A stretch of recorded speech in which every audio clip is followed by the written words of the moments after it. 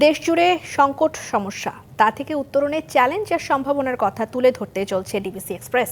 বিশেষ এই আয়োজনে মতামত থাকছে তৃণমূল থেকে শুরু করে নীতি নির্ধারকদের। ডিবিসি এক্সপ্রেস আজ সারাদিন আছে গোপালগঞ্জ জেলায়। ডিবিসি নিউজের বিশেষ আয়োজন সিএসআরএম ডিবিসি এক্সপ্রেস আর সারাদিন আছে এই গোপালগঞ্জ জেলা। সেখানে তুলে ধরার চেষ্টা করবো এই মুহূর্তে যেহেতু স্বাস্থ্য খাত নিয়ে সাধারণ মানুষের বিভিন্ন দুর্ভোগ এবং কি অভিযোগ রয়েছে, সেসব বিষয় তুলে ধরতেই আমাদের সঙ্গে যুক্ত আছেন এখানকার বাসিন্দারা। কথা বলবো তাদের সঙ্গে। স্বাগত আপনাদেরকে সিএসআরএম ডিবিসি এক্সপ্রেসে। শুরুতেই একটু আপনার কাছে যেতে চাই যে কি ধরনের সমস্যা জর্জরিত, বিশেষ করে গুরুতর অসুস্থ যারা হয় বা মেডিকেলে, যেহেতু একটি মেডিকেল কলেজ হাসপাতাল রয়েছে, তারপরেও কেন চিকিৎসার মানটা এখনো আগানি? আসলে আমরা এখানে সবচেয়ে মেইনলি আমরা 2-3টা সমস্যা সব থেকে বেশি ফেস করি। যেমন আমরা নিম্নবিত্তরা, মধ্যবিত্তরা আমরা সাধারণত একটু মেডিকেলের দিকে ঝুঁকি, যে আমরা 10 টাকা টিকিট কেটে আমরা ভালো ডক্টর দেখাবো, টেস্ট করাবো। এখানে মেশিনারিজ অনেক ভালো, প্যাথোলজি ভালো, কিন্তু আসলে হয় কি ডক্টররা রিফার করছে, বলতেছে এখানে টেস্ট হয় না। অনেক ভালো মেশিনারিজ কিন্তু এখানে টেস্ট করে না, আমাদেরকে রিফার করে দিচ্ছে কোন একটা প্রাইভেট ডায়াগনস্টিকে। গতকালকে একটা পেশেন্ট মারা গেছে এখানে।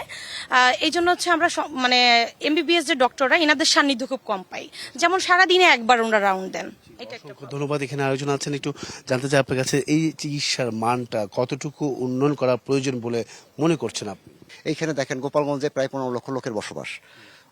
এই 15 লক্ষ এই মেডিকেল কলেজ বা হাসপাতাল 250 বেডের উপরে নির্ভরশীল। এইখানে আসে তারা পরিপূর্ণ ট্রিটমেন্ট পায় না।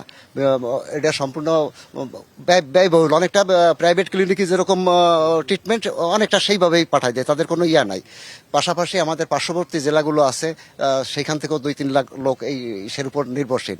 আমাদের এইখানে এই মেডিকেল কলেজে 7 তলার 8 তলার 2টা ফ্লোর চালু হয়েছে, আপনার পরিপূর্ণ চালু হয় নাই। 8 তলায় যে কেবিনগুলো আছে আপনার মনে হয় 1/4 চালু হয় নাই।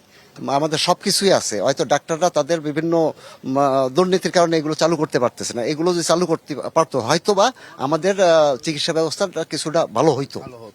গুরুতর অবস্থা রোগীদেরকে কি ঢাকায় এত বড় একটা মেডিকেল কলেজ থাকা সত্ত্বেও আপনারা কেন সেবা পাচ্ছেন না? হ্যাঁ, আমি ভাইয়ের সঙ্গে একমত। আমাদের এত বড় একটা মেডিকেল কলেজ থাকা অবস্থা আমরা প্রকৃত সেবাটা পাচ্ছি না। তার মূলত কারণ হচ্ছে আমাদের এখানে আইসি ব্যবস্থা নেই এবং আমাদের এইখানে মাত্র 2টা ইউনিট চালু, যে ইউনিটে আপনার পর্যাপ্ত নার্সের ব্যবস্থা নেই, পর্যাপ্ত ডাক্তারের ব্যবস্থা নেই। যদি বর্তমান সরকার আমাদের সদয় হয়, পর্যাপ্ত নার্স এবং পর্যাপ্ত ডাক্তার ব্যবস্থা করে, হয়তো আমাদের এইখানে পূর্ণাঙ্গ সেবাটা সাধারণ জনগণ পাবে। অসংখ্য ধন্যবাদ আপনাদের প্রত্যেককেই।